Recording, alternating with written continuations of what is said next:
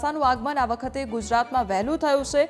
વિંડીના માધ્યમથી સમજાવશો કે ક્યાં અત્યારે વરસાદી માહોલ જોવા મળી રહ્યો છે અને ચોમાસું ક્યાં પહોંચ્યું છે?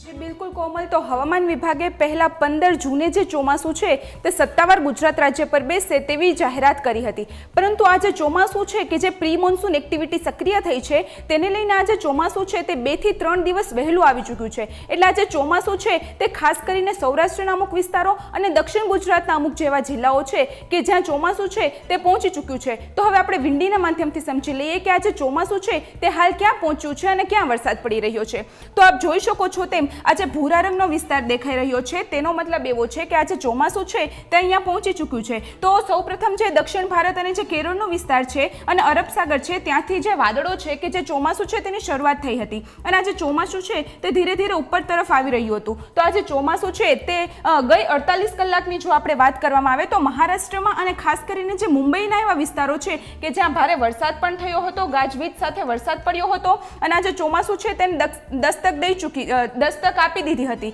તો આપ જે આ લાલ રંગનો જે જોઈ રહ્યા છો કે આ જે લાલ રંગ છે તે જે ચોમાસાનું કેન્દ્રબિંદુ ગણવામાં આવે છે। તો આ જે લાલ રંગ છે તેનો મતલબ એવો છે કે ત્યાં કડાકા ભડાકા સાથે ગાજવીજ સાથે વરસાદ પડી રહ્યો છે। તો જે મહારાષ્ટ્ર અને ગુજરાતને કનેક્ટેડ બોર્ડર જે કનેક્ટેડ બોર્ડરના જે વિસ્તારો છે કે જે દક્ષિણ ગુજરાત છે, નવસારી, વલસાડ, વાપી, દાદરાનગર હવેલી, દમણ, આ જે એવા જિલ્લાઓ છે કે જ્યાં છે તે વરસાદ પડી રહ્યો છે। અને જો આપણે સૌરાષ્ટ્રની વાત કરવામાં આવે તો જે કોસ્ટલ એરિયા છે કે જે દરિયા કિનારાના વિસ્તારો છે કે અરબ સાગર પરથી આ જે ભેજવાળા પવનો ફૂંકાઈ રહ્યા છે તેની જે દિશા બદલાઈ છે તેને લઈને એક પ્રી મોન્સૂન એક્ટિવિટી સક્રિય થઈ છે। આ પ્રી મોન્સૂન એક્ટિવિટી સક્રિય થઈ છે માટે જે ચોમાસું છે તે 15 જૂન કરતાં 3 દિવસ વહેલું બેસી ગયું છે। પરંતુ હું તમને એક વધારે અપડેટ એ આપી દઉં કે આ જે ચોમાસું છે તે હાલ 2-3 દિવસ જે છે તે વરસાદ જોવા મળશે, પરંતુ ત્યારબાદ આ જે વરસાદ છે તે ધીરે ધીરે ઓછો થતો જોવા મળશે અને તાપમાનનો પારો ફરી એકવાર 40 ડિગ્રી સેલ્સિયસની આસપાસ પહોંચી જશે।